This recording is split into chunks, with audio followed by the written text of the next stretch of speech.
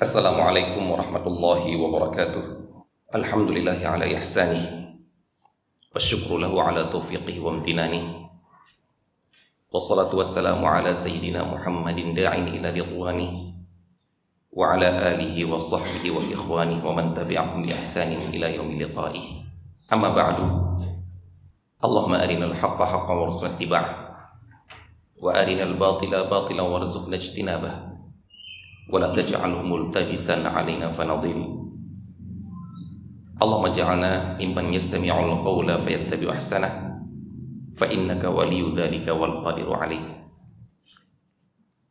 Ikhwati fid din wa akhwati fillah rahimani wa rahimakumullah.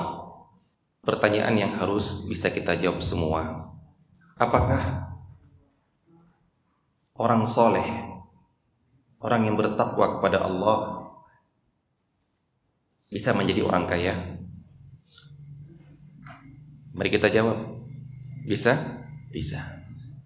Apakah orang yang paling bermaksiat, orang kafir, ataupun orang muslim tapi orang yang bermaksiat, apakah bisa jadi orang kaya? Bisa. Sebaliknya, apakah orang yang soleh, orang yang bertakwa kepada Allah bisa menjadi orang miskin, orang sengsara, disempitkan rezekinya? Bisa. Begitu juga orang yang bermaksiat kepada Allah, bisa disempitkan rezekinya, bisa menjadi miskin? Bisa. Dari sini dapat kita simpulkan, dan ini kenyataan di hadapan mata kita.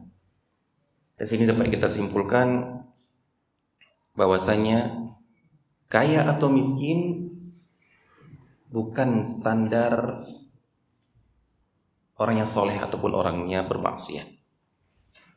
Bukan berarti kalau dia orang yang bertakwa pasti lancar rezekinya, Ustaz. Tidak.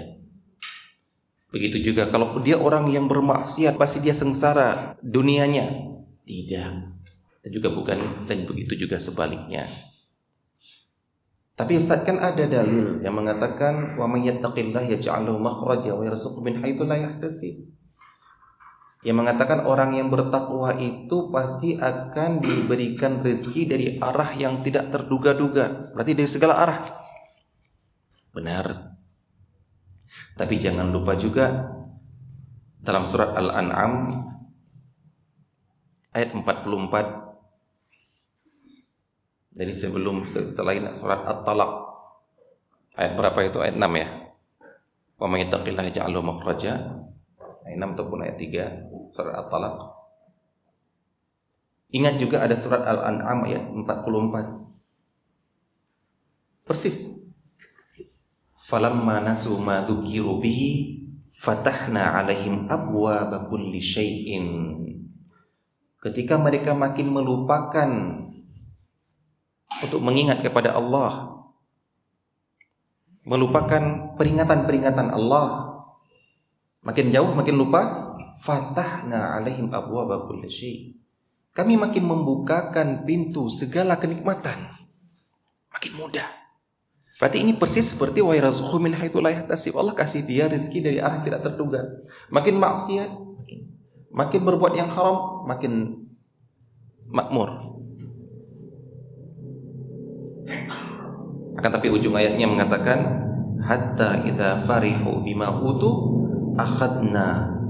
akhadnahum baghtatan fa idza mublisun. Jika ketika begitu mereka sudah berbangga dengan apa yang dikasihkan berupa dunia ini, akhadnahum, kami siksa mereka, kami binasakan mereka sampai kemudian mereka menyesal.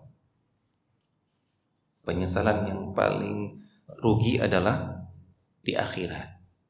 Kalau kita disiksa di dunia kemudian tersadar dengan siksaan tersebut, itu merupakan pelajaran yang sangat berharga. Tapi yang kita khawatirkan adalah sedang bermaksiatnya, sedang makmur-makmurnya mati, siksaannya di akhirat, maka tidak ada jalan lain untuk menyesal ataupun untuk bertobat. Jadi ikhwas sekalian, jangan mengukur orang itu baik atau tidak soleh atau tidak, dicintai oleh Allah atau tidak, gara-gara apa yang kita lihat dari rezeki dunianya. Sebagaimana juga dalam masalah perwalian, wali-wali, jangan kita melihat dia, wah dia wali Allah. Kenapa? Gara-gara dia bisa terbang. Wah dia wali Allah. Kenapa? Karena dia bisa menyiram di Aceh, yang nyiram kebakaran di Mekah dari Aceh disiram. Disiram di depan pintu rumahnya, kebakaran di Mekah jadi padam. Wali Allah. Kenapa dia wali Allah? Oh, karena dia ketika dia meninggal, dia bisa memandikan jenazahnya dia sendiri. Oh, dia wali Allah. Kenapa? Dia pernah sampai ke Sidratul Muntaha. Oh, dia bukan gara-gara ini kita nilai dia wali Allah atau tidak. Bukan gara-gara dia punya karomah, punya hal luar biasa yang terjadi pada dirinya baru kita nilai dia wali Allah atau tidak. Tapi wali Allah atau tidak kita nilai dari takwa, dari soleh tidaknya dia, dari amalan dia, dari sesuai tidaknya amalan dia dengan Al-Quran dan Sunnah Rasulullah Sallallahu Alaihi Wasallam.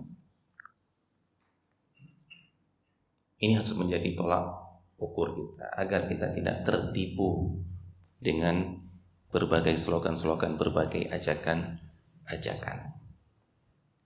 Ada sebuah kisah yang terjadi pada Abu Yazid Al-Bustami yang mengajak murid-muridnya, ayo kita temui ada seorang yang terkenal dan sebagai wali Allah, orang soleh, ayo kita temui dia. Begitu beliau mau menemui di masjid, belum ketemu, beliau melihat orang ini yang dianggap sebagai wali Allah ini meludah ke arah kiblat. Langsung bilang sama muridnya, pulang yuk. Kenapa? Kan kita mau menemui beliau. Ngapain kita menemui dia? Tentang sunnah meludah kemana aja dia nggak tahu. Bagaimana bisa dinamakan dia wali? Meludah saja dia nggak tahu caranya. Pulang. Ini akhwat sekalian, ada waktu membaca kisah ini, yang anda baca ini, baca kisah ini. Ya Allah. Berarti kita sudah tertipu. Berarti kita sudah ditipu oleh banyak slogan-slogan. Tahu slogan-slogannya? Oh, kamu masa gara-gara dia ustadznya nggak jenggotan aja nggak mau ngaji. Kamu ini ustadznya nggak cingkrangan aja sudah nggak mau ngaji. Kamu gara-gara melihat nggak melakukan sunnah ini aja sudah nggak mau ikut. Kalau ada yang bilang seperti itu sekarang, bilang iya langsungnya. Nggak usah bantah-bantah, nggak usah. Oh bukan begitu ya, bukan, nggak usah. Iya saya nggak ikut. Gimana saya mau ikut dia? Mau percaya dia mengikuti sunnah itu aja nggak dijaga. Ini kisah Abu Yazid Al-Bustami. Gimana kita katakan dia wali Allah, orang yang bertakwa. Hal perkara sepele saja dia tidak tahu sunnahnya. Jadi jangan menilai dia karomah atau tidak gara-gara kejadian luar biasa, tapi nilailah gara-gara dengan Al-Quran dan sunnah Rasulullah Sallallahu Alaihi Wasallam. Baik ikhwati fiddin wa akhwati fillah, rahimani wa rahimakumullah. Kita masih dalam pembahasan harta haram muamalat kontemporer karya Ustadz Dr. Erwandi Tarmizi, yang mana kita masih dalam seputar transaksi barang-barang yang diharamkan, yang kita masih di dalam pembahasan alkohol. Di halaman 113 beliau membawakan sebuah subjudul, hukum memproses khamar atau alkohol menjadi zat lain. Sesuatu yang dilarang karena adanya illah, adanya sebab larangan. Ya, ini yang kita namakan dengan illah, sebab pelarangan. Maka apabila illah ini tidak ada lagi, maka larangan itu bisa juga tidak ada lagi. Yang paling gampang kita lihat adalah minuman keras dilarang karena memabukkan. Bukan karena merek, bukan karena rasa, bukan karena bau, tapi karena memabukkan. Al-iskar.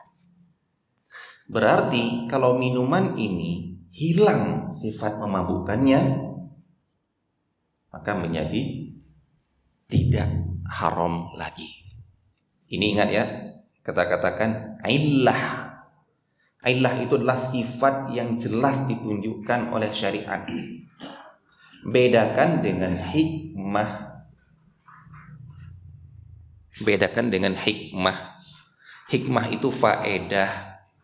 Hikmah itu pelajaran yang dapat kita ambil. Contohnya adalah yang sering-sering dibahas oleh para penceramah, babi diharamkan karena tidak ada karena. Babi diharamkan karena Allah mengharamkan. Selesai. Babi diharamkan karena memang sudah Allah mengharamkannya.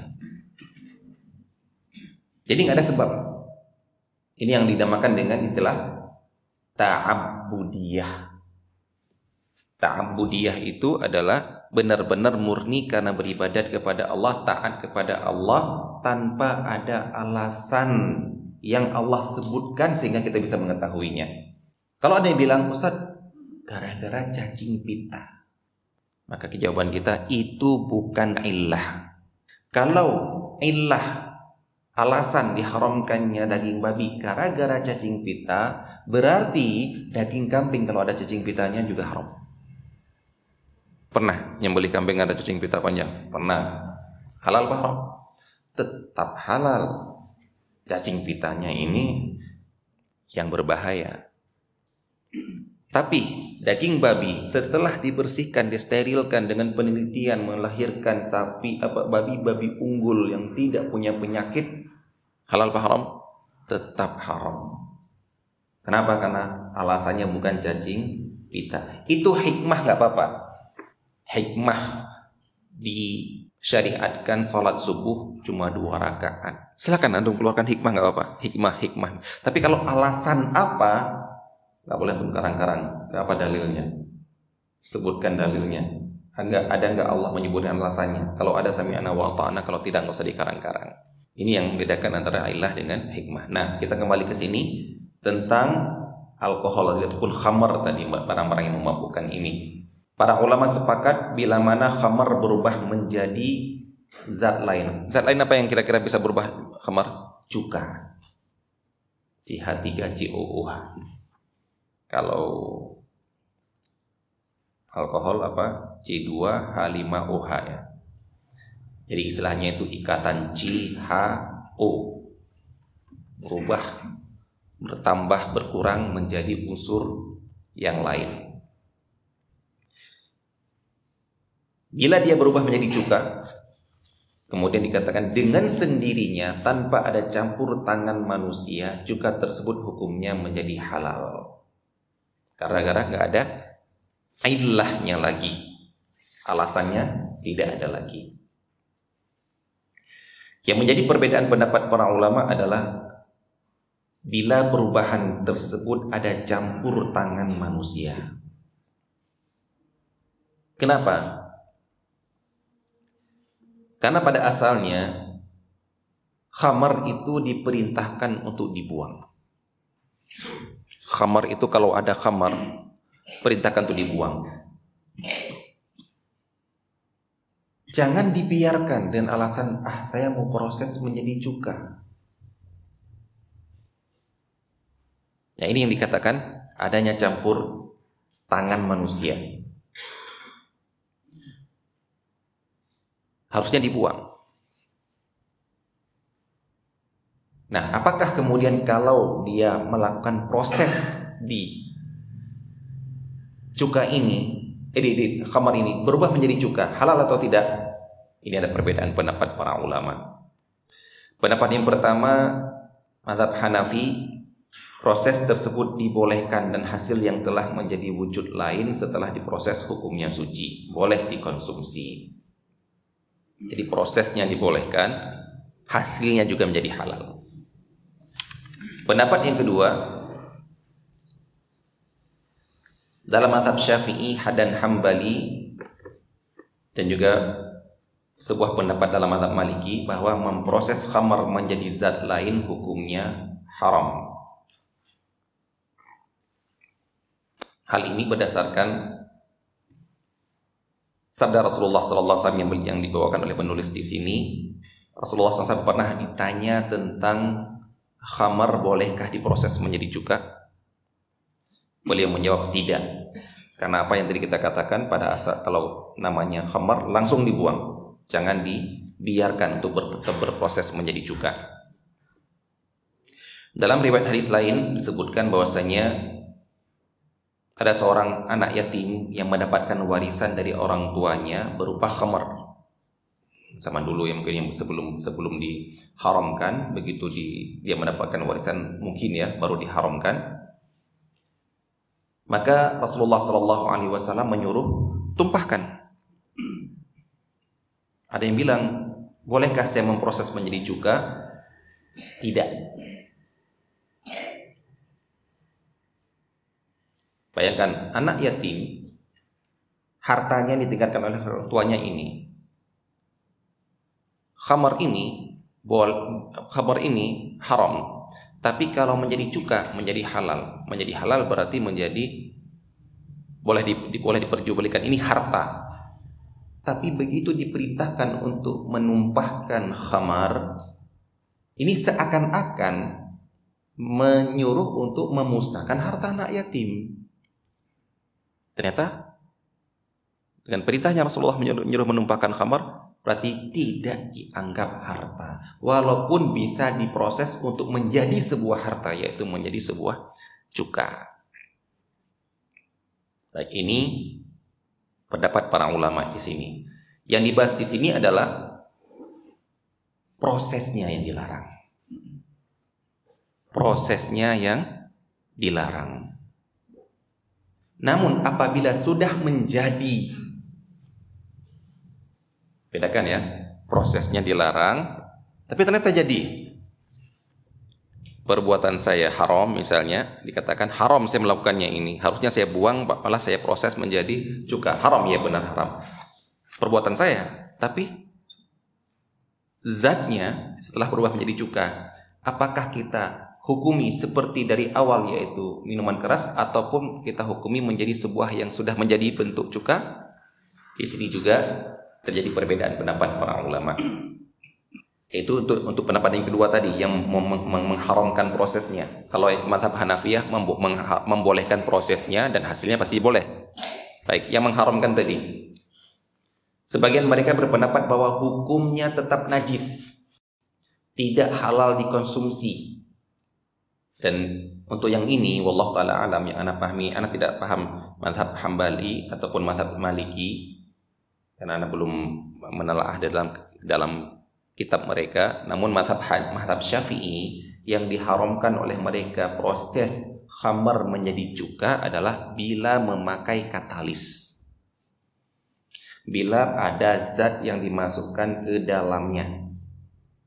Gak tahu anak proses apa istilahnya, zat apakah, cuma disebutkan dimasukkan zat sesuatu, dari gara-gara zat itulah memproses khamar menjadi cuka. Ini tetap haram dikonsumsi. Walaupun jadi cuka tapi dia jadi najis. Kok bisa najis? Karena ingat, jumhur mengatakan khamar najis. Kalau najis dimasukkan sesuatu, maka sesuatu ini bercampur menjadi najis. Kemudian najis ini berubah menjadi suci karena berubah menjadi cuka.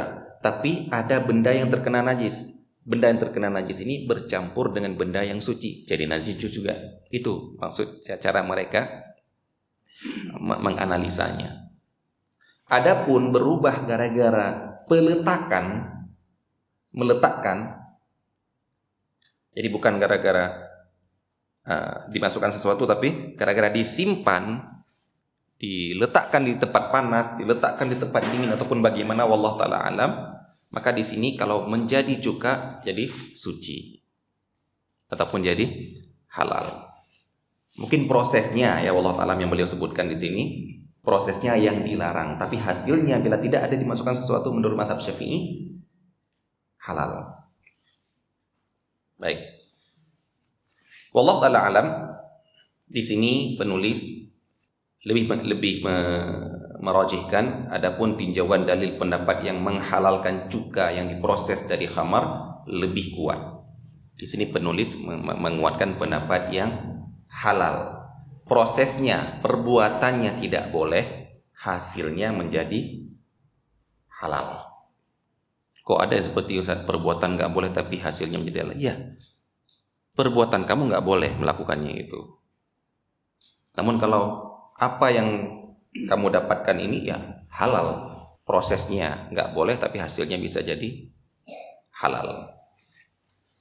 Baik, wallahu ta'ala alam. Kalau Anda juga lebih mengambil pendapat ini, yaitu cuka yang diproses dari khamar selama tidak diberikan katalis di dalamnya, benar-benar berubah dengan sendirinya gara-gara faktor suhu ataupun peletakan di dalam kena matahari atau tidak, maka dia berubah menjadi cuka dan hasilnya adalah halal. Pernah makan cuka ya? Gimana? Bikin acara enak ya. Nah, cuka enak nggak cuka? Asem, cuka asem kan? Kecut. Baik, antum mungkin pernah mendengar hadis ni'mal idamu al-khallu. Pernah dengar ya? Sebaik-baiknya lauk adalah cuka. Apa yang dimaksud lauk? Apa yang dimaksud dengan lauk? Mari kita lihat dulu ya. Yang pernah umroh, di sana itu kalau beli roti ada lauknya. Jadi rotinya itu roti tawar. Gak seperti roti tawar kita masih ada manis-manisnya roti tawar kita itu. Ini memang roti tawar memang tepung tok, sudah tepung diadon, plus taruh di api jadi roti kan. Ambil roti, nah beli lauk. Bagi yang miskin-miskin beli lauknya kacang adas yang warna kuning itu. Kalau yang kaya-kaya belinya daging. Inilah ini dinamakan lauk. Ini roti. Makan gini. Ambil roti makan gini. Baik, ini lauk. Yang umumnya orang kalau bikin lauk, makan roti, lauknya apa? Daging. Kuah daging ataupun sayur. Sayur apa yang paling disukai Rasulullah? Labu. Jadi dalam hadis dikatakan Rasulullah kalau makan roti ada lauk, dicari-cari labu mana. Dapat labu baru makan. Ini lauknya, padahal seperti ini. Nah, Rasulullah bertanya kepada seorang sahabat ketika menghidangkan roti, lauknya mana? Tapi nggak punya lauk ya Rasulullah. Cuma ada cuka. Kemudian Rasulullah mengatakan, bawa cuka, bawa aja cuka ke sini. Ni'mal idamu al-khal. Pertanyaannya, ucapan Rasulullah ini berlaku global atau hanya untuk menghibur tuan rumah? Kira-kira gimana? Menghibur tuan rumah. Gak ada orang makan roti pakai cuka, gak ada. Asing, kecut sudah. Lauknya ya umum, lauknya umum, sudah kita ma'ruf. Cuma untuk menghibur tuan rumah, istilahnya kita gini, gak punya apa-apa pak, punyanya cuma air teh. Bawa ke sini air teh paling enak, saya paling suka es teh gitu. Maka orang yang tuan rumah jadinya gembira. Wah ternyata mau juga teh. Biasa kira cuma ini maunya cappuccino, maunya kopi-kopi mahal, mau juga teh, mau juga tanya beras kencur. Nah orang kan senang kan? Nah itu ternyata. Wallahu a'lam, ana lebih mengambil pendapat yang ini. Bukan mengambil pendapat berarti senikmat-nikmatnya lauk adalah cuka. Jangan. Buktinya Rasulullah sukanya mana? Labu, bukan cuka. Rasulullah enggak ketika dihidangkan lauk, cuka mana? Enggak kan? Yang dimakan labu. Yang diambil daging. Ini kasus tertentu. Jadi tolong dibawakan kepada kasus tertentu. Anda mendengar seorang ustaz mengatakan, nikmat, roti itu paling enak dimakan pakai cuka. Enggak, saya bilang. Hadisnya, hadis itu bukan pernyataan global, tapi menghibur di kasus tertentu, menghibur tuan rumah biar nggak merasa hina ketika menghidangkan cuma cuka tok. Allah Ta'ala ini yang lebih mengambil pendapat ini. Kalau nggak percaya coba makan roti pakai cuka. Kita Allah Ta'ala anak-anak awal-awal di Saudi juga makan roti kok pakai daging. Roti menurut kita kan pakai selai kan, kayak yang manis-manis. Ternyata emang sudah ya seperti itu, mereka makan seperti kita makan nasi pakai lauk, mereka roti pakai lauk. Ya, coba aja di rumah gitu ya, bikin roti tortilla ataupun bikin roti pita yang embung gitu, makan pakai lauk atau pakai cuka gitu. Wallahu ta'ala alam. Baik, yang berikutnya adalah makanan dan minuman yang beralkohol.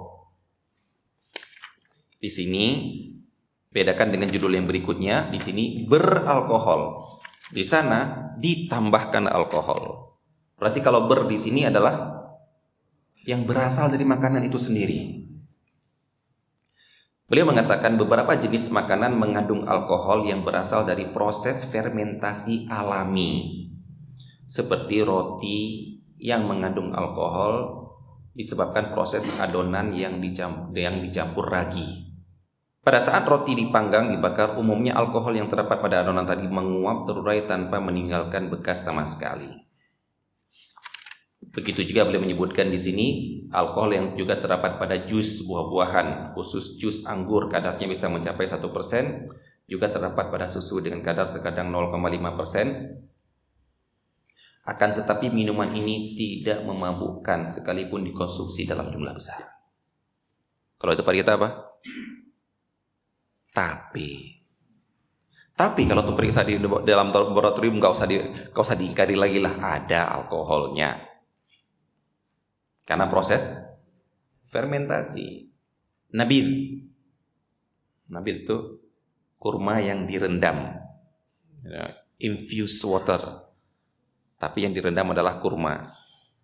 Itu berproses dia, bercampurnya gula dengan air berproses, yang ujung-ujungnya bisa menjadi memabukkan. Namun sebelumnya tidak memabukkan, tapi sudah mulai terkandung alkohol. Kita nggak bisa diingkari ini. Coba periksa saja, ada terkandung alkohol, cuma belum sampai ke taraf memabukkan. Apalagi, intinya dia muncul dari dalam makanan itu sendiri. Maka hukum makanan ini beliau disebutkan di sini halal, sekalipun mengandung alkohol. Ingat ya, karena yang diharamkan adalah makanan yang memabukkan. Memang alkohol unsur yang membuat dia menjadi memabukkan. Tapi di sini yang muncul dari makanan ini belum sampai ke taraf memabukkan. Beliau katakan, karena yang diharamkan adalah makanan yang jumlah besar memabukkan, maka sekalipun jumlahnya kecil tetap diharamkan.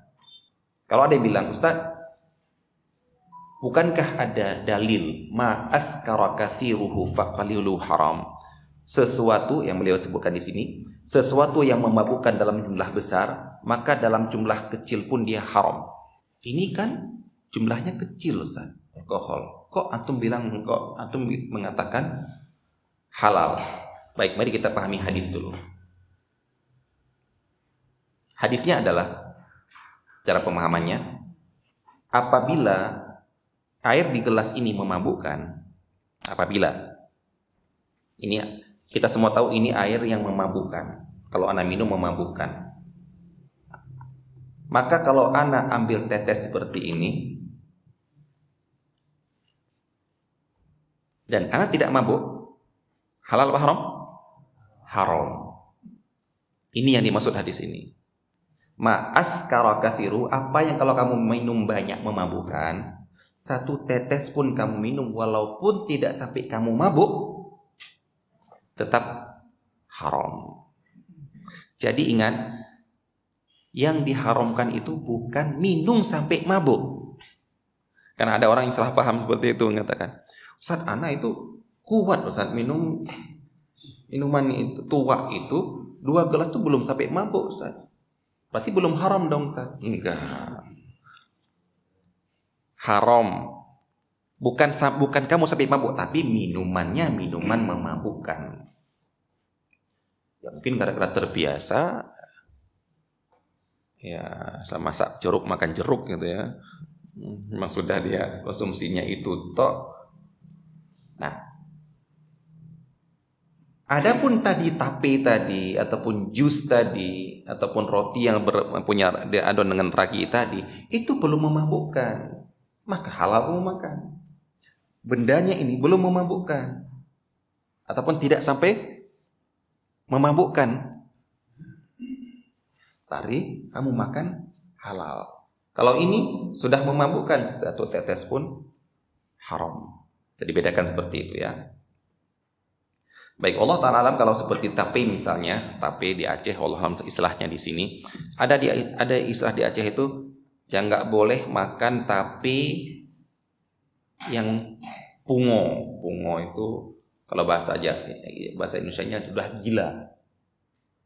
Jadi ada proses di mana tape itu ada satu titik itu sudah memabukkan. Berarti yang seperti dibuang. Ada atau tidak wallahu alam pada orang-orang yang membuat tape itu. Begitu juga Rasulullah sallallahu alaihi wasallam dulu melarang membuat nabiz. Ingat ya, nabiz tadi apa? Infuse water dari kurma. Rendam kurma, taruh, karena bukan di jus bukan di blender. Kalau sari kurma itu dari apa itu? Perasan. Itu berarti dipaksa ya. Pemaksaan. Padahal dulu yang namanya kurma itu ditumpuk.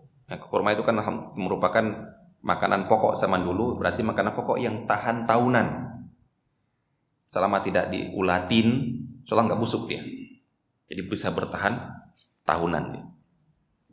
Diletakkan di tempat, digentong misalnya. Nah, di bawahnya itu dibolongin, nanti menjadi cair sendiri. Ini yang dinamakan kalau nggak salah namanya zift kalau nggak salah ya. Ada istilahnya sendiri, cairan dari kurma, ada istilahnya sendiri, cairan dari daging minyak samin, ada cairan dari buah zaitun jadinya zait. Kalau sekarang dipaksa kayaknya karena komersial, dipaksa benar-benar jadi. Nah ini jus, ini bukan jus, perasan kurma. Kalau yang tadi kurma direndam di air. Nah dulu Rasulullah SAW melarang beberapa model bejana. Ini termasuk yang dalil yang menyebutkan nasikh dan mansukh. Pernah dilarang kemudian dibolehkan. Nasikh mansukh itu kan pernah dibolehkan kemudian dilarang. Ada yang pernah dilarang kemudian dibolehkan. Termasuk contohnya yaitu amalan yang pernah dilarang kemudian dibolehkan adalah bikin infuse water dari kurma di beberapa bejana. Kalau nggak salah anak, dulu dilarang di nakir. Nakir itu pohon kurma yang sudah ditebang kemudian dibikin menjadi bejana. Kemudian dari aspal. Nggak tahu bentuk aspal zaman dulu, nggak tahu. Intinya ada bejana-bejana. Kemudian di dubba. Dubba itu labu, tahu labu? Labu model gini. Di film-film kungfu mabuk itu pasti bawa itu. Nah, itu ada. Anak juga baru lihat ketika teman anak nanam di Jember. Apa ini? Labu. Dia kalau masih muda lembut, memang bisa dimasak. Tapi kalau sudah tua, ini memang menjadi kendi. Tok ini dalamnya dikeluarkan biji-bijinya lain, kulitnya bisa benar-benar jadi kendi, jadi tempat air. Nah, dilarang oleh Rasulullah untuk bikin infuse water di dalam itu baik kurma. Itu namanya apa? Dubba. Dan beberapa bejana yang lain. Kemudian dimasukkan oleh Rasulullah, dihapus hukumnya. Beliau mengatakan, fa'ambidhu fi ma syi'tum. Silahkan kamu bikin infused water dari kurma di tempat manapun yang kalian pilih, illa alla tashrabu muskiran. Yang penting jangan sampai memabukkan. Jadi dulu kalau kamu bikin di bejana ini, satu hari pun, setengah hari pun nggak boleh lagi minum, karena sudah ada larangannya. Mabuk tidak mabuk nggak boleh. Dan begitu dihapus, standarnya bukan bejana, tapi memabukkan atau tidak. Dan selama proses fermentasi ini, kita tahu ya, kita kalau ngomong fermentasi kan teringatnya pakan ayam gitu ya, pakan apa? Pakan lili ataupun proses kompos ya. Nah, itu kan prosesnya panjang kan, 7 hari. Selama proses kita buka, OTP berhasil. Tapi kan belum matang, belum jadi. Nah, itu dia. Selama proses itu ada alkoholnya, ada, tapi tidak memabukkan dan berarti tidak haram. Baik. Apa tadi berarti? Yang banyak yang bertanya, Ustaz ini kan mengandung alkohol. Iya, memabukkan atau tidak? Tidak, saya selesai sudah. Kalau memang dia muncul dari makanan itu sendiri. Yang berikutnya adalah makanan dan minuman yang ditambahkan alkohol. Alkohol digunakan secara luas dalam industri pangan sebagai zat pewarna, rasa, dan bau agar menarik untuk dikonsumsi. Terkadang sengaja ditambahkan ke dalam makanan dalam jumlah besar, seperti dalam proses pembuatan es krim, berbagai jenis kue, minuman non-alkohol, dan buah-buahan yang dapat memabukkan. Insyaallah ya, ini memang takwa itu harus dikedepankan daripada komersial. Kalau hanya sekedar biar laku, biar menarik konsumen, takwa dikesampingkan, ya akibatnya seperti ini. Mereka kan nggak tahu. Maka alhamdulillah ya, kita di negara kita ataupun alhamdulillah negara-negara yang lain juga sudah mulai melirik hal ini, walaupun negara kafir, yaitu sertifikasi halal. Dan mereka juga mengakui bahwasanya, orang kafir juga mengakui bahwasanya makanan halal itulah makanan yang sangat higienis dibandingkan makanan-makanan yang tidak ada sertifikat halal. Maka yang seperti ini kita harapkan mereka benar-benar bekerja dengan bagus, tidak ditipu, tidak diperdaya oleh orang yang punya pabrik itu. Jangan begitu ada inspeksi kemudian diajak ke tempat yang prosesnya halal, mereka pulang, proses haramnya tetap dilanjutkan. Kita harapkan ini agar tenang, kita merasa percaya dengan mereka dalam mengkonsumsi makanan-makanan yang mereka berikan sertifikat label halal. Nah, kemudian dilanjutkan, hukum menggunakan alkohol dalam produk makanan diharamkan dalam Islam karena ini melanggar perintah Allah yang memerintahkan seorang muslim untuk menjauhi khamar. Oleh karena itu, para ulama dari berbagai mazhab melarang penggunaan khamar untuk apapun juga. Baik, ini tentang hal hukumnya seperti ini, sudah haram, nggak boleh kita melakukannya. Akan tetapi ada pertanyaan besar yang dipertanyakan, bila makanan atau minuman tersebut telah dicampur alkohol oleh sebuah pabrik makanan atau minuman, seperti minuman berkola yang menggunakan alkohol untuk melarutkan zat kola, apakah halal menjual produk yang mengandung alkohol tersebut dan apakah halal untuk dikonsumsi? Beliau di sini memang inti dari kitab ini adalah harta haram kontemporer.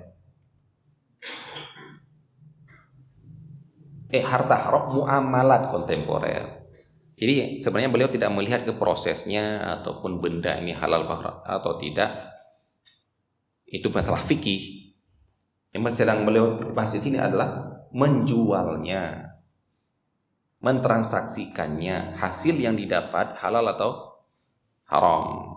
Ini yang sedang dibahas. Makanya beliau akhirnya membahas tentang hukum menjual produk tersebut. Beliau mengatakan hal ini terbagi dalam dua keadaan. Pertama, alkohol yang dilarutkan ke dalam makanan minuman tidak terurai. Ini yang dinamakan di dalam fikih istihlak. Istihlak itu adalah benda ataupun air, kita contohkan ya, air yang sangat banyak, ya air yang banyak, kemudian dimasuki oleh najis misalnya, yang membuat najis itu terurai dalam air sehingga warnanya tidak berubah, rasanya tidak berubah, baunya tidak berubah. Gara-gara apa? Sudah terurai. Beliau, masya Allah, beliau mengartikan dengan kata-kata terurai ya, kata-kata istihlak ini. Jadi musnah gara-gara saking banyaknya air.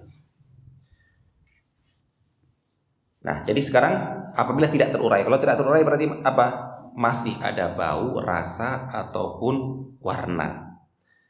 Para ulama sepakat bahwa makanan dan minuman ini tidak boleh dikonsumsi, tidak boleh diperjualbelikan, dan wajib dilenyapkan karena makanan dan atau minuman ini bercampur alkohol atau khamar yang haram untuk dikonsumsi. Yang kedua, alkohol yang dicampurkan ke dalam makanan atau minuman yang telah terurai. Maksudnya tidak terdapat lagi bau, rasa, warna, dan tidak menyebabkan mabuk manakala makanan dan minuman tersebut dikonsumsi. Kira-kira kalau seperti ini apa gunanya? Ada gunanya enggak? Ini harus kita tanyakan ke BPOM ini. Harus kita tanyakan ke timnya. Kalau memang diteteskan air 2000 liter, 5000 liter diteteskan 5 tetes alkohol, kalau memang tidak terurai berarti untuk apa?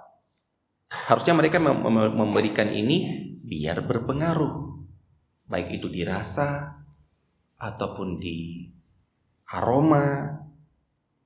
Nah, jadi wallahu ta'ala alam, tapi di sini boleh menyebutkan kalau ada keadaan seperti ini. Maka para ulama berbeda pendapat tentang kehalalan makanan ini. Pendapat yang pertama, menurut mazhab Hanafi, Maliki, dan Syafi'i, makanan dan minuman ini tidak halal karena telah bercampur alkohol, dan alkohol dan khamar adalah najis. Maka berarti makanan dan minuman ini telah bercampur najis, hukumnya berubah menjadi najis dan tidak boleh dikonsumsi dan haram diperjualbelikan. Pendapat yang kedua, menurut sebagian ulama dalam mazhab Hambali, Abu Yusuf, contohnya Abu Yusuf dan yaitu murid Abu Hanifah dan Ibnu Hazm, bahwa makanan minuman yang telah bercampur khamar, yang terlarut, yang kita ngomong yang terlarut dalam makanan, tidak terdapat lagi bau, rasa, dan juga tidak efek-efek memabukkan, maka hukuman makanan tersebut adalah halal untuk dikonsumsi dan diperjualbelikan. Sebenarnya kalau kita kembali ke fikih, masalah ini bukan gara-gara ini. Permasalahan ini adalah dalam masalah fikih ya. Apa hukumnya air yang tercampur najis namun tidak berubah? Apa? Anda mau tahu mazhab antum apa dalam hal ini? Ada air 1 timba. Ingat, kasus yang pertama belum mencapai 2 kulah. 2 kulah itu berapa liter? 2 kulah itu zaman dulu, ukuran volume zaman dulu. Berapa liter kira-kira? Anda yang pernah tahu? 284 kira-kira seperti itu. Anda mendapatkan konversi ukuran-ukuran dari zaman dulu berubah menjadi dikonversikan ke ukuran zaman sekarang, yaitu di sebuah jurnal yang dikeluarkan oleh Departemen Kehakiman Saudi Arabia. Situ dibuat tentang farsakh, burud, tentang marhalah, tentang kail, tirah, dan lain sebagainya.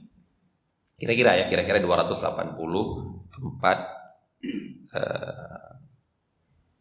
liter. Baik, air ditimba belum sampai ke situ. Belum sampai 284. Terteteslah 1 tetes kencing yang kita sepakati, langsung kita sepakati najisnya, kencing kita. Kita tahu, yakin, bukan ragu lagi, yakin. Kita coba rasa, nggak berubah, warna nggak berubah, bau nggak berubah. Najis atau tidak? Yang antum yakini dulu, kita nggak tanya mazhab dulu. Yang yakin atau tidak? Najis atau tidak? Najis. Ini mazhab Syafi'i, mazhab Hambali. Mazhab Maliki nggak najis. Mazhab Maliki standar najisnya adalah berubah. Kalau berubah, najis, nggak berubah, berarti dia telah melenyapkan, menguraikan kekuatan air ini bisa melenyapkan najis tadi, yang sedikit tadi. Dan di sini ikhwah sekalian, di sini oleh sebagian orang-orang yang belajarnya mungkin belum masih setengah-setengah fikih ya. Kamu ngaku-ngaku mazhab Syafi'i, yayasan Imam Syafi'i, sekolah-sekolah Imam Syafi'i, air yang satu ember kena najis, kamu katakan nggak najis. Jadi seakan-akan kalau kita bilang ini nggak najis, kita keluar dari mazhab Syafi'i. Ada orang gitu kan? Kalau antum mendapatkan orang ngaku-ngakunya mazhab Syafi'i, ngaku-ngakunya yayasan Syafi'i, tapi nggak kunut. Jadi seakan-akan kalau nggak kunut berarti bukan mazhab Syafi'i. Kalau tuh ketemu orang seperti ini kan, qul salam gitu. Kenapa? Al-Quran mengatakan wa idza khatabahumul jahiluna qalu salama. Orang jahil nggak usah dihiraukan. Jadi mereka standar mazhab Syafi'i atau tidak, standarnya adalah kunut. Standarnya adalah usolli. Standarnya adalah Imam Ghazali mengatakan, beliau mengatakan, aku sangat ingin seandainya Imam Syafi'i sendiri mengambil mazhab Malik dalam hal ini. Syafi'i mengatakan najis, benar. Nah, Malik mengatakan tidak najis, yang satu ember tadi ya, kita contoh satu ember tadi ya. Imam Ghazali mengatakan apa? Aku sangat ingin seandainya Syafi'i dalam hal ini ngambil seperti mazhab Malik, karena itu yang cocok. Siapa yang berani mengeluarkan Imam Ghazali dari mazhab Syafi'i? Wah, ini bukan mazhab Syafi'i ini, air nggak najis, dibilang nggak najis. Keluar kamu dari mazhab Syafi'i. Ada yang berani mengatakan?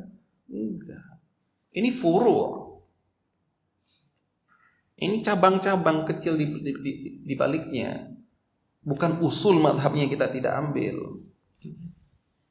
Nah, mereka belajar usul enggak? Enggak. Mereka belajar cuma yang ini. Betul menuduh kita enggak mazhab Syafi'i gara-gara ini, enggak mazhab Syafi'i bukan gara-gara ini. Sudah faqulu salama gitu. Salam. Apa itu, kenapa salam? Idza khatabahumul jahilun. Allah menyuruh seperti itu kok. Baik, ini ya. Tapi kalau dua kulah bercampur najis, tidak sampai berubah, tidak najis. Kalau berubah baru najis. Jadi standar yang berbeda pendapat di mana? Di selain dua kulah. Ingat, ini khusus untuk air. Khusus untuk air.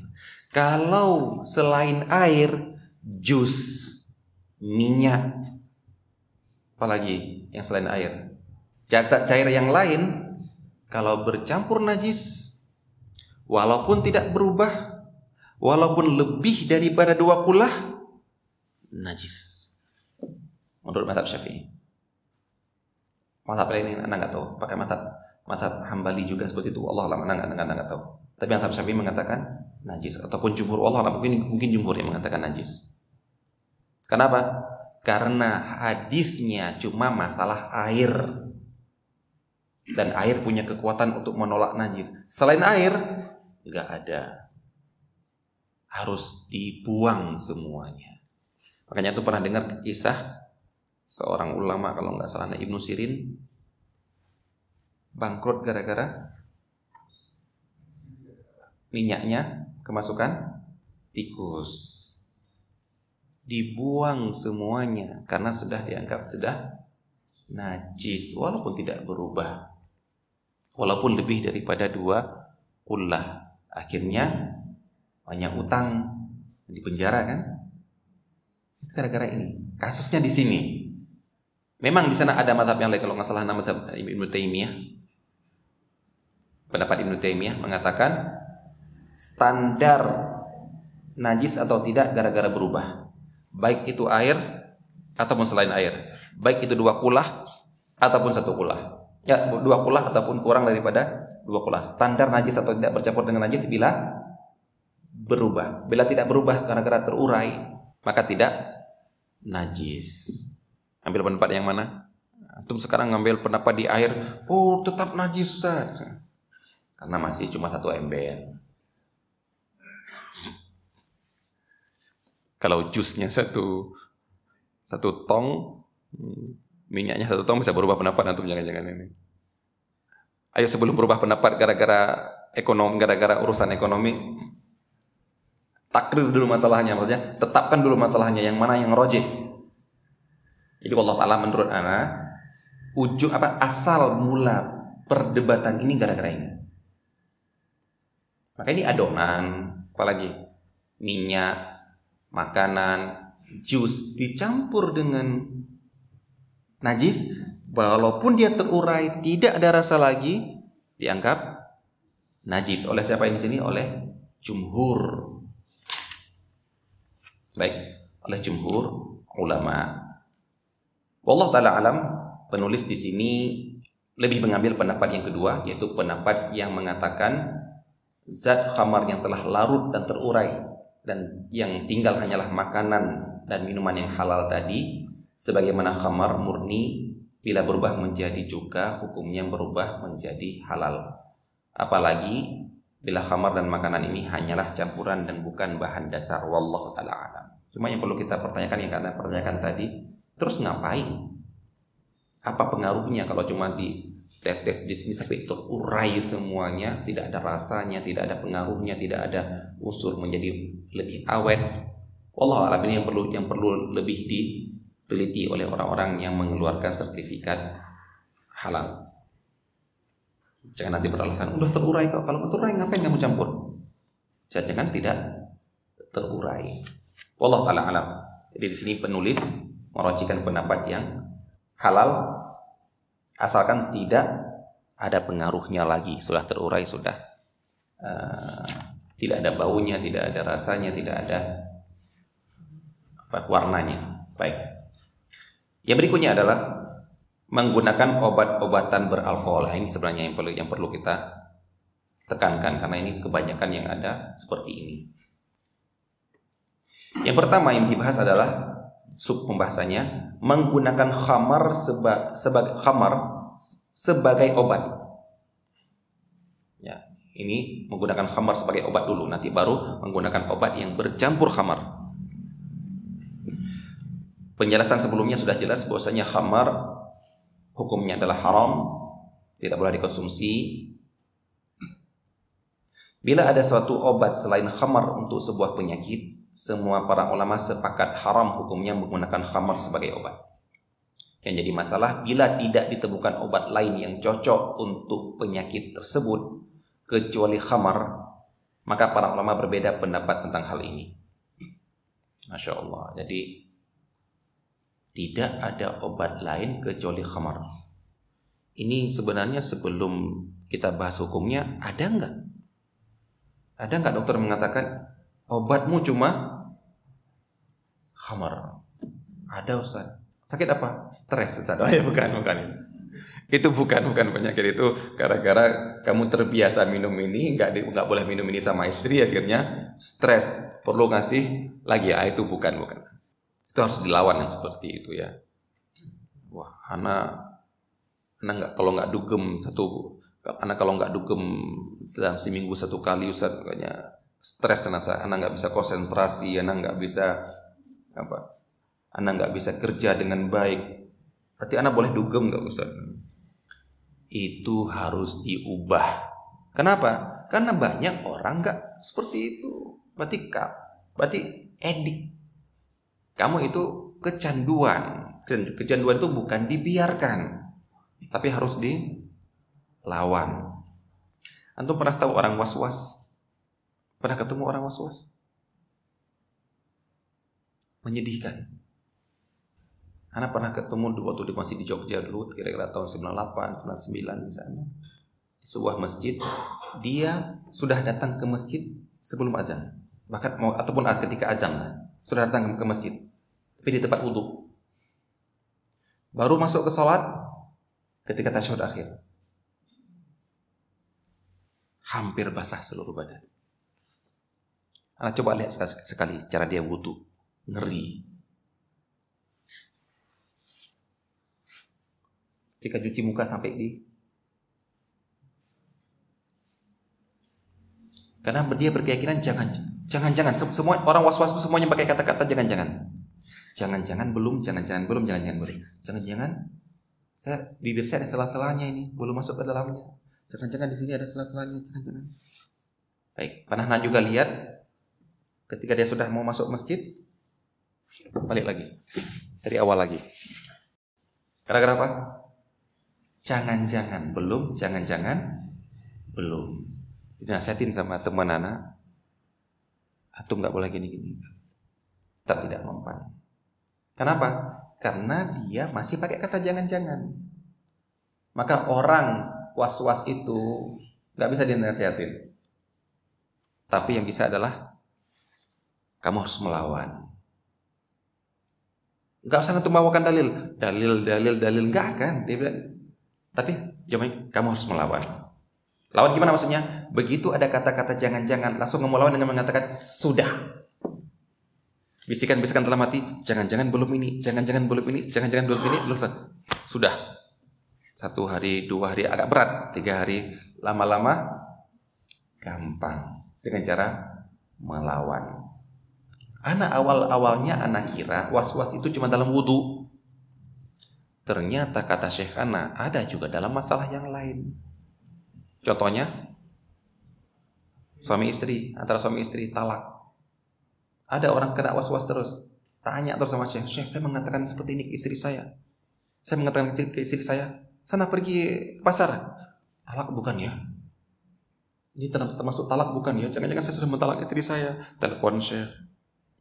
Dia ngomong lagi istrinya, kamu ini kok masak seperti ini itu, kayak enak masakanmu itu, mending cari istri yang lain. Itu talak atau enggak ya? Tanya, telepon lagi. Was itu harus dilawan, jangan dibiarkan. Ini salah satu contoh. Ada juga yang datang ke anak, di masjid di dekat rumah anak. Ustadz, anak sudah tanya ke Ustadz ini, Ustadz senior di STDI.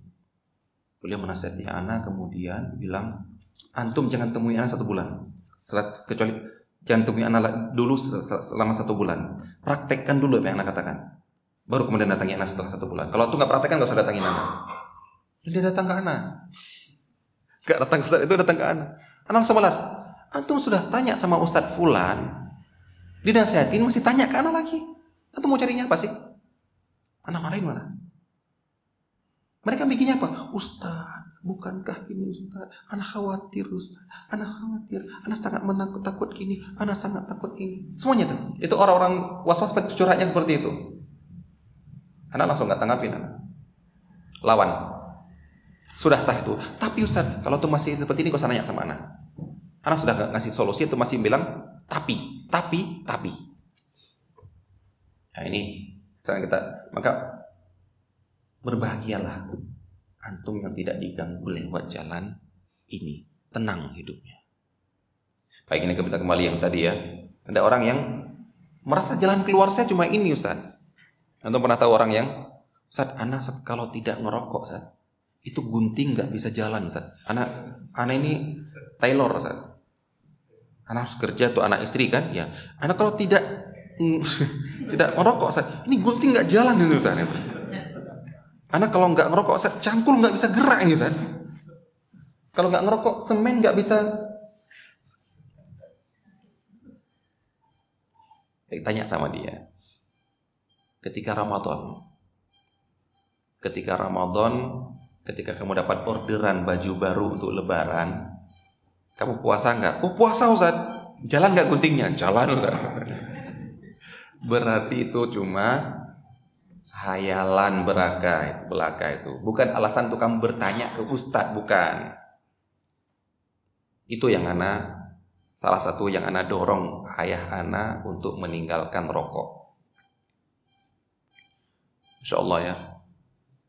Ana tidak pernah datang ke bapak ana, ayah rokok itu haram ya. Gak pernah ngambil rokok, anak sembunyikan, gak pernah. Tapi ayahnya tahu anak mengharamkan, anak berpendapat rokok itu haram. Maka gak pernah diminta anak untuk beli rokok. Ini sejak anak di Madinah ya. Ataupun malah anak sudah tahu rokok itu haram sejak di Sanawiyah. Masya Allah. Sanawiyah di dekat SMP, anak di pondok pesantren. Kelas 2 kalau nggak salah, kelas 2 SMP. Kepala asrama mengumumkan di musola setelah assalamualaikum, rokok hukumnya haram. Kaget satu musola, satu masjid kita kaget semua. Kenapa? Karena kiai kita yang lain makruh mengatakan, mereka ngerokok semua. Cuma satu dia nggak ngerokok dia. Cuma satu ustadz anak yang tidak merokok di pondok anak, cuma dia. Kayaknya ada satu lagi yang masih muda, pokoknya yang terkenal di rokok hukumnya haram. Karena beliau mengatakan mengandung unsur nikotin, mengandung ini, mengandung itu, karena ini, karena itu, boleh sebutkan. Sejak anak mendengar itu, anak bertekad, anak tidak akan merokok.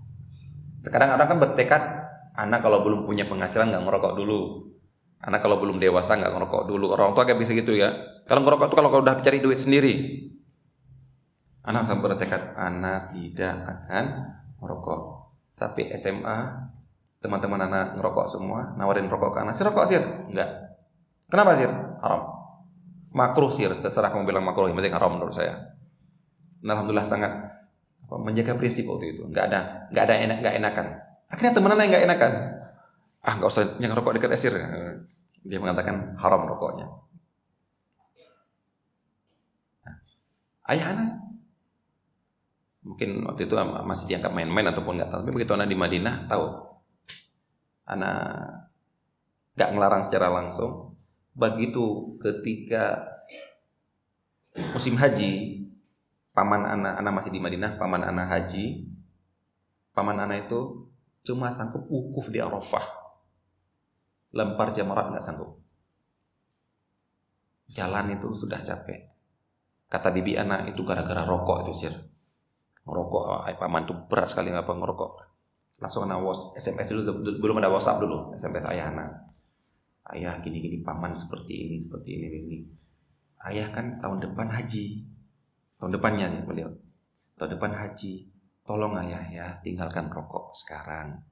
Biar ayah bisa melakukan haji secara sempurna semuanya tanpa harus diwakilkan. Paman ini tuh ngelempar jamur harus diwakilkan, nggak sanggup deh. Tanpa diwakilkan. Kemudian ayah niatkan meninggalkan rokok itu karena Allah. Sebagaimana ayah sanggup meninggalkan rokok ketika puasa. Karena ketika puasa niatnya karena Allah. Nggak ada balasan. 6 bulan berikutnya liburan anak pulang. Alhamdulillah ayah anak sudah tidak merokok lagi. Dari arah ini anak arahkan. Jadi sebenarnya alasan mereka, saya nggak bisa. Bisa. Buktinya ketika kamu kerja di ruang rapat, dilarang rokok sama bos kamu, nggak ngerokok juga kan? Baik. Cuma ini yang perlu kita tanyakan, obat apa sih yang khamar? Beliau mengatakan ini, bila tidak ditemukan obat lain yang cocok untuk penyakit tersebut kecuali khamar, maka para ulama berbeda pendapat tentang hal ini. Sebelum kita lihat berbeda pendapat, apa sih? Kayaknya nggak ada kayaknya. Kalau sebagai pembius, berarti bukan obat. Obatnya pakai yang lain. Gara-gara tidak tahan kalau kena yang lain, dibius dulu pakai alkohol. Berarti ini bukan obat ini. Pendapat yang pertama, Ibnu Hazm dan sebagian ulama mazhab Syafi'i membolehkan penggunaan dengan khamar karena penderita tidak menemukan obat yang cocok selain khamar, yang berarti penderita penyakit dapat dianggap dalam keadaan darurat. Mereka berdalil dengan qiyas meminum khamar sebagai pengobatan dalam keadaan darurat dengan memakan makanan yang haram dalam keadaan darurat. Maka bila dibolehkan memakan babi dan bangkai dalam keadaan kelaparan, begitu juga dibolehkan meminum khamar dalam keadaan sakit yang dapat disebutkan dengan khamar. Kalau ini setuju saya. Tidak ada makanan yang lain kecuali daging babi, kecuali bangkai tikus, kecuali bangkai ular. Kalau enggak saya makan mati, wajib makan. Kalau mati gara-gara nggak makan, dosa kamu, bunuh diri namanya. Jangan bilang, saya ingin menjaga kehormatan, ingin menjaga hukum Allah, maka lebih baik saya mati daripada saya harus memakan bangkai ini. Dalam keadaan darurat, dalam safar, nggak ada makanan, maka kamu mati bunuh diri. Dosa malah kamu itu. Kenapa? Karena ini menjadi halal bagi kamu. Memang hukumnya haram, tapi menjadi halal bagi kamu dalam keadaan darurat. Baik, Anda setuju dengan ini, cuma yang perlu dipertanyakan yang tadi, penyakit apakah yang hanya khamar? Atau pernah lihat orang yang mempraktekkan minum kencing di TV? Ini kencing, ini mengandung ini baik untuk kesehatan, coba diminum dulu. Apa hukumnya? Haram. Anda langsung mengamatkan haram. Minum najis kok. Tapi kan mengandung. Kandungan yang kamu sebutkan itu banyak di tempat halal yang lain. Kenapa harus mencari sensasi di depan orang untuk minum kencing?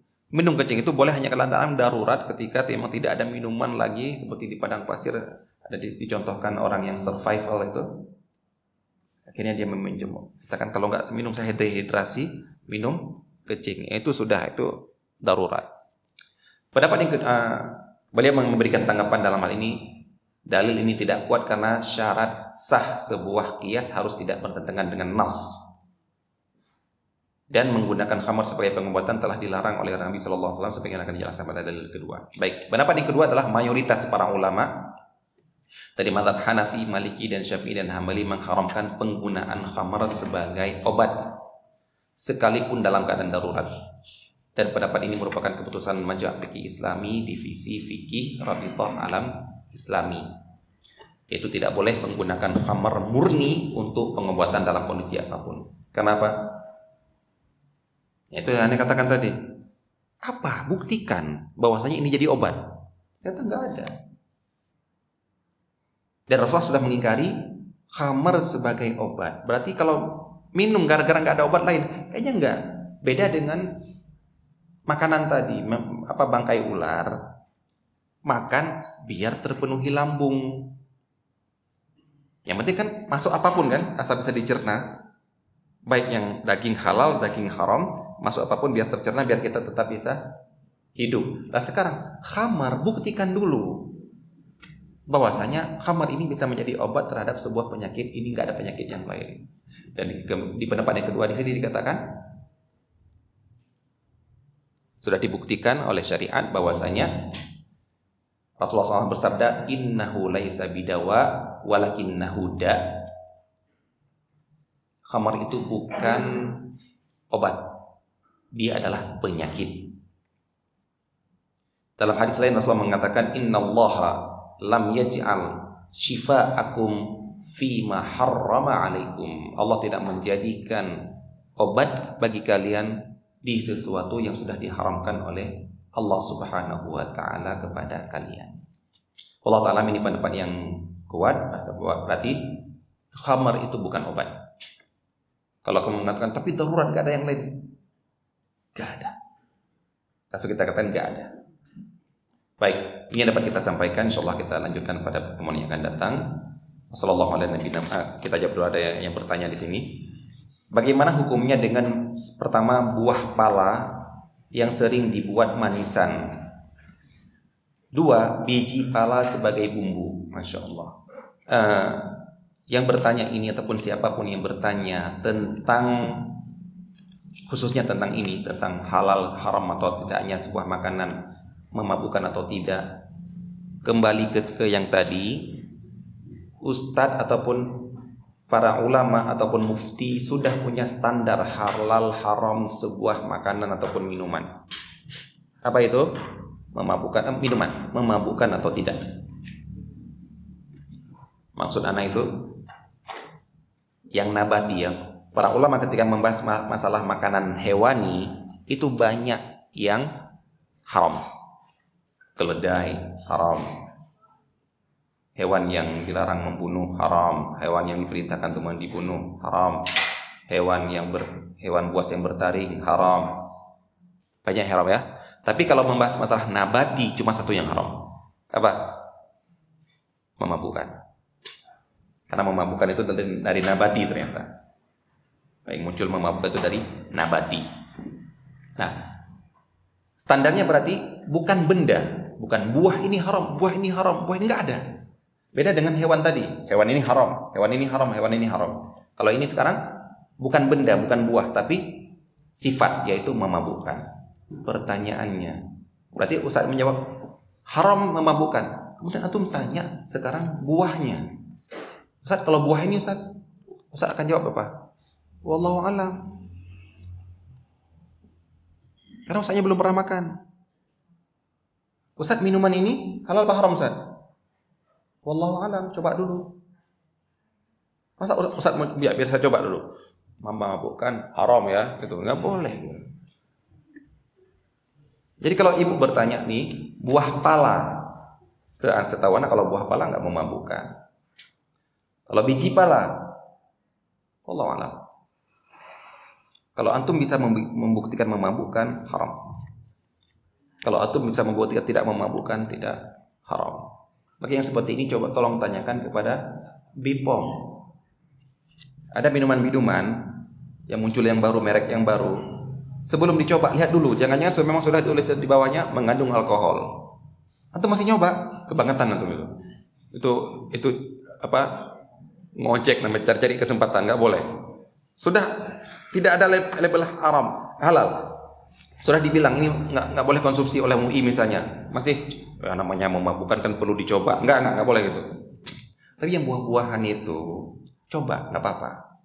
Tapi ada orang-orang yang menjaga diri. Mengapain sih masih banyak buah-buahan yang lain, ngapain nyoba-nyoba yang ini? Nah, jadi wallahu ta'ala ya, Anda tidak tahu. Kalau memang ibu bisa membuktikan ini memabukkan, ya haram. Tapi kalau tidak haram. Ya, karena ini sifat ya, sifat perlu dibuktikan. Nilainya perlu dibuktikan, bukan benda-benda tertentu. Wallahu ta'ala alam. Kalau KPR melalui bank syariah, apakah diperbolehkan? Bila terlambat membayar cicilan ada dendanya, berarti enggak syariah.